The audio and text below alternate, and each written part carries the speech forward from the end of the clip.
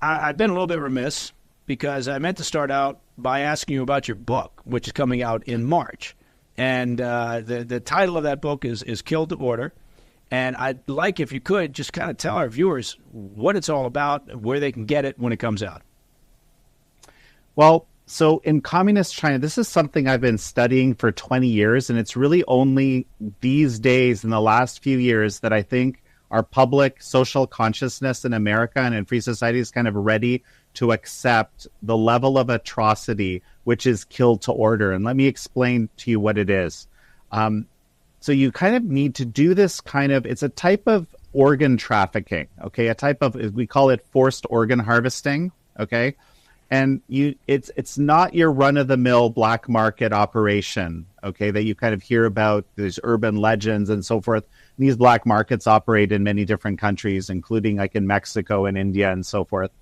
This is a whole different level. You need a kind of state actor to be driving it. You need someone with a lot of power, okay?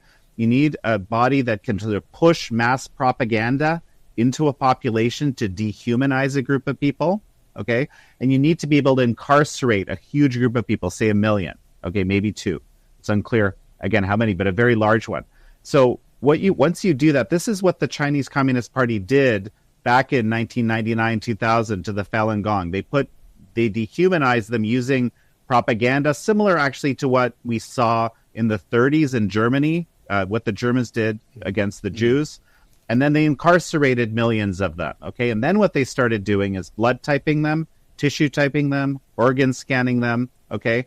And now here in America, someone like me, let's say I have a pretty serious heart condition, and I've been waiting for years because in an ethical system, we have a situation where someone needs to have an accident and they need to be, basically really almost dead, not likely to come back, and they have to match me in different ways, size, basically blood type, tissue type, things like that. In China, because this database has already been created of all these things, there's a political prisoner, a prisoner of conscience, okay, typically, which was started with the Falun Gong, that's ready to be killed to order if I pay 200 grand and I can come in 2 weeks and get that transplant scheduled. And this is happening to the tune of, to the best estimates we have, something like 60 to 90,000 transplants a year, okay, since the mid-2000s. So this is large scale, this is industrial, it's a crime against humanity, and, really not anyone has done much about it over the years, although the last few years, there's been a shift. Okay. Jan, that's remarkable. So the book comes out in March, is that right? That's right. The book comes out in March. It's called Kill to Order, and you can go to killtoorder.com to check it out and find out where you can get your copy. Jan, thank you very much for catching us up to speed on that. But going back to Xi Jinping and the Chinese regime, take a little bit of a left turn here in our conversation. With what happened in Venezuela and the events in Iran, what's your assessment about how the Communist Party, Xi Jinping, how are they watching that? How are they assessing what's happening? This is actually connected in a way with what I just talked to you about, okay? Because what I argue in the big part of this book that I just wrote is about how you can use this forced organ harvesting system to actually understand how things work in communist China, okay? And frankly, in communist systems more broadly. The reason you can have these kinds of atrocities, okay, is because they use a form of thinking, right, when it comes to, say, health, which is called utilitarian bioethics. But it's kind of utilitarianism where the Communist Party is always in the absolute top position. The survival of the party, the supremacy of the party is the paramount good, okay, in their particular logic. So now I'm going to answer your question, right? So this is why you can have an atrocity where the super elites in China get access to unlimited organs, right, from the population. The way that communist China is watching Venezuela and now possibly Cuba, Iran, all these scenarios, right, where the Trump administration is, basically saying that we don't really like what you're doing, right? And it's actually infringing upon, especially in North America, or in North America, looking with this sort of new initiation, what's being called the Dunro Doctrine, right, where America is sort of shoring up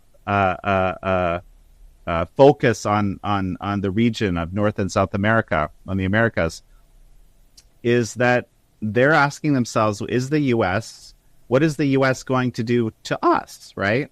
And because the U.S. has already done something that's, I think, incredibly powerful, which is enforce these new tariff regimes, right? And I was actually at the White House at the time when I think it was called Liberation Day, right? Back in the day when those tariffs were put in. Oh, right. And you know, a lot of the tariffs, I mean, there's a lot of debate about how they played out, but a lot of them were really about stopping China from basically dumping goods, manipulating currency and dumping goods into the American market. And because this basically, it's this, the CCP has been using its export ability, its ability to produce, by the way, created through a lot of, you know, American investment, the ability to produce all sorts of these goods for export, as wielding it as a weapon and basically getting a lot of wealth out of the rest of the world, especially the United States. So the United States has said, no, we're going to stop this bad behavior, right? Because this is something that is, it's way more in the interest of the Chinese than it is us, okay? And similarly, this is what America has done with Venezuela, where they said, look, you know, we gave you lots of chances, Maduro. We gave you lots of chances to kind of change how you're doing things and stop, you know, basically, you know, creating problems for America. But since you decided that you're just going to keep this bad behavior, we're going to have to remove you, right? And I mean, I don't know how it's going to play out in Iran exactly, right? But you know, the president has indicated that he's not going to tolerate, you know, too much more mass killing. And Iran is a very interesting situation because it's a population where they really aren't they really aren't interested in having this regime in power. Yeah. Hey, thanks for tuning in. If you enjoyed this video, don't forget to hit that like button and leave a comment, a really positive, nice, and kind comment. That would be appreciated. And if you're not already subscribed to our channel, make sure to subscribe and turn on notifications so you don't miss any of our daily updates.